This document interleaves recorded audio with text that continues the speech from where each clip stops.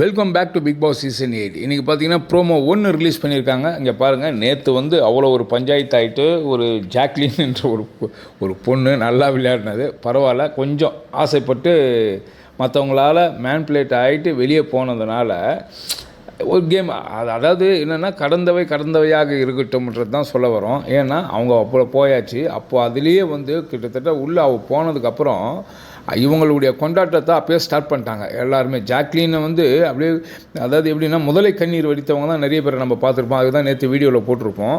அதில் பார்த்தீங்கன்னா உண்மையாக நேசித்தவர்கள்லாம் வந்து ரொம்ப வருத்தப்பட்டிருக்காங்க. அதில் எஸ்பெஷலி பார்த்தீங்கன்னா சௌந்தர்யாலாம் நேற்று சாப்பிடவே இல்லை. அவள் உண்மையாக அந்த ஃப்ரெண்ட்ஷிப்பை நேசித்தாங்க.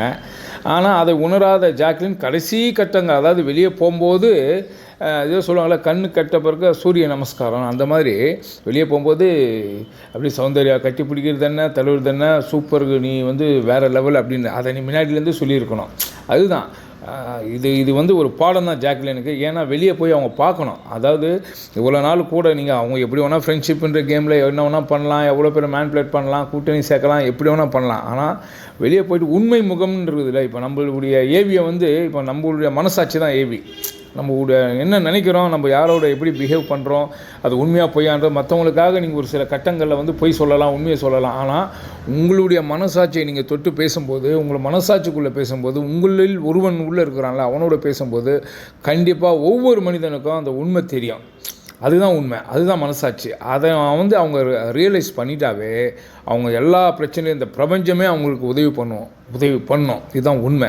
ஸோ இப்படி ஒரு வழியாக வந்து ஜாக்லின் போயாச்சு. இது வந்து ஒரு காரணம் தான், இது ஒரு ட்ராப்பு பிக் பாஸ் வச்சார், முடிஞ்சது. ஆனால் அப்பயே நைட்டே கொண்டாட்டம். அந்த இவனை சத்யாவும் ஜாக்லின் அவன் பேர் வந்து ஜெஃப்ரியும் ஒரே ஆமுகளும் சிரிச்சுங்க, நம்ம கண்ட்ரோல் பண்ண முடியாது. ஏன்னா அவங்களாம் வெளியே போய் பார்த்தாங்க யாரெல்லாம் உள்ளே போலியாக நடந்துக்கிறாங்கன்றதை.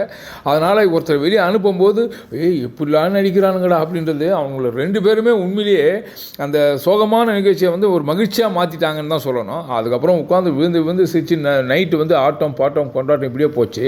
இப்போ என்னென்னா பிக் பாஸினுடைய உண்மையான கொண்டாட்டத்தை தொடங்க ஆரம்பிச்சார். இன்னும் 2-3 நாள் தானே இருக்கு இல்லையா? ஞாயிற்றுக்கிழமை ஃபினாலே அனௌன்ஸ் பண்ணிடுவாங்க, யார் வின்னர்னு சொல்லிடுவாங்க. அதனால் இன்னிலேருந்து ஸ்டார்ட் பண்ணிட்டார் அவரே. ஒவ்வொருத்தருடைய கடந்து வந்த பாதைகள் அவங்களுக்கு ஏவி போட்டு கொடுத்துட்டு அதுக்கப்புறம் ஒவ்வொருத்தர் நீங்கள் எப்படி வந்து சாதிச்சு வரீங்க. அந்த 5 டாப் கண்டஸ்டன்ட்டுக்குள்ளே வந்தாச்சு. அது பவித்ரா வந்துடுச்சு, வேறு என்ன பண்ண முடியும்? அதாவது தான் சொல்லுவாங்க, உண்மைகள்லாம் சில தினம் மறைக்கப்படும், அவ்வளோதான்.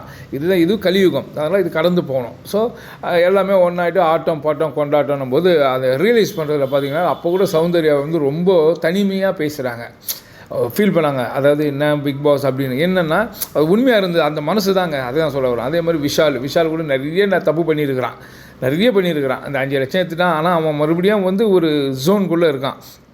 அது இவருக்கு இப்போ உள்ளே ஜாலியாக இருக்கும் ஒரு 2-3 நாள். அதுக்கப்புறம் வெளியே வந்தால் தான் வெளி உலக வாழ்க்கையில் பார்க்கலாம். அவன் இன்னும் சீரியல் ஆர்டிஸ்ட் மாதிரியே அங்கே எல்லா இடத்துலையும் நடிச்சிட்டு இருக்கிறான். அவனுக்கு ஏதோ கண்டென்ட் கொடுக்குறாங்க அப்படின்ற மாதிரி. ஏற்கனவே வந்து அந்த பொண்ணு தர்ஷிகாவை வச்சு செஞ்சான். அது வந்து நேற்று கூட பாருங்கள், அந்த 5 lakhs வந்து அடிக்கும்போது கூட அப்படியே அன்ஷிதா கூடயே பழகின மாதிரி அப்படியாப்பட்ட அன்ஷிதா கூடயே பழகி அதுக்கப்புறம் ஒரு வெளியே வந்தவன் தான் அர்ணவ். அவனே மூடின்னு உட்காந்துட்டு இருக்கிறான். இவர் பாதியில் வந்துட்டு அது எவ்வளோ வந்து அது ஒரு ட்ராப் தான் வச்சுருக்கு. ஆனால் அர்ணவை வெளியே ஏற்றணும், அர்ணவோட வந்து பிரச்சனை வரணுன்றதுக்காக தான். ஏன்னா அவ்வளோ ஃபேஸ் பண்ணியிருக்கான் அவன். ஆனால் அவன் எதிர்க்கே உள்ளே உட்காந்து தர்ஷிகாவை விட்டுட்டு அன்ஷிதா கூடயே சாப்பிட்றது, அதே ஊட்டுறது, அதை பார்க்கும்போது ரொம்ப இரிட்டேட்டாக இருக்குங்க. ஏதோ பின்ன பழைய தேஞ்சு போன ரெக்கார்டை வந்து மறுபடியும் டிவி டெக்கில் போட்டு பார்ப்பாங்க இல்லையா, அந்த காலத்தில் அந்த மாதிரி தான் இருக்குது அவன் பண்ணுறது. இப்போ அன்ஷிதா நம்ம ஊட்டுறது போகிறது வரதுன்னு அந்த தர்ஷிகான்ற பொண்ணு அங்கே உட்காந்துட்ருக்கா. ஸோ அவளோட எத்தனை வாட்டி வாங்கி சாப்பிட்ருப்பேன், எத்தனை வாட்டி அந்த பொண்ணு ஊட்டியிருக்கோம். அதை கூட நன்றியை மறந்துட்டான். சரி, அட்லீஸ்ட் அங்கே போயாவது அந்த பேக் வந்து அந்த வாங்க நல்ல அந்த சூட் கேஸை இங்கே பாரு வந்து ஏதோ வாடி போடி மற்ற நேரம்லாம் வெளியே போகும்போதெல்லாம் அப்படி ஹக் பண்ண அப்படி எல்லாம் வேலையை காமிச்சேன். ஆனால் உள்ளுக்குள்ளேயே ஒருத்தரை வச்சுன்னு நீ பண்ணுறதுன்னா அன்ஷிதா கூட மன்னிச்சிடலான்டா. ஆனால் விஷால் உன்னை தான் மன்னிக்கக்கூடாது அப்படி தான் சொல்கிற மாதிரி இருக்குது. ஸோ இவன் ஒரு லவ் கண்டென்ட் மூடில் சுற்றுறான். அவன் முத்து தன்னுடைய எமோஷ்னலாக பேசுகிறான். இல்லை இந்த மாதிரி இவ்வளோ தூரம் வந்ததே மக்கள் நீங்கள் எல்லா மக்கள் தான் இருக்கிறான், அது வேறு விஷயம். அதான் மக்கள் தீர்ப்பே மகேஷன் தீர்ப்பு. இது உண்மையாக பொய்யான்றது ஒரு சில நாட்களில் தெரியும். ஸோ அவ்வளோதான்.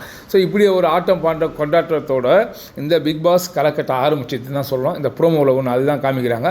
அடுத்து என்ன விஷயங்கள் அப்படின்றத உங்களுக்கு அப்டேட் பண்ணுறேன். இந்த வீடியோ உங்களுக்கு கண்டிப்பாக பிடிச்சிருக்கும்னு நினைக்கிறேன். பிடிச்சிருந்தா லைக் பண்ணுங்கள், கமெண்ட் பண்ணுங்கள், ஷேர் பண்ணுங்கள், சப்ஸ்கிரைப் பண்ணுங்கள். தேங்க்யூ.